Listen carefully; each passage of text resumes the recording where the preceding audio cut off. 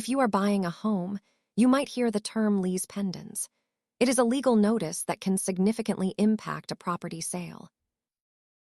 The term is Latin for suit pending. It is a public notice filed against a specific piece of real estate.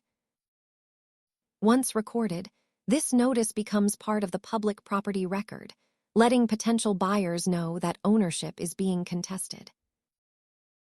It acts as a red flag. Lenders typically refuse to finance a property with an active Lis Pendens because the title is not considered clear. While a lien is usually about money owed, a Lis Pendens is about who actually owns the property or has rights to it.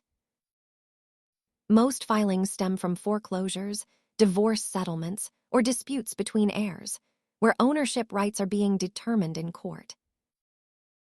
Always rely on your title company to verify that the property you are buying is free of these legal encumbrances. Thanks for watching. Understanding property records is a key part of smart real estate investing. Remember to consult a professional for legal guidance.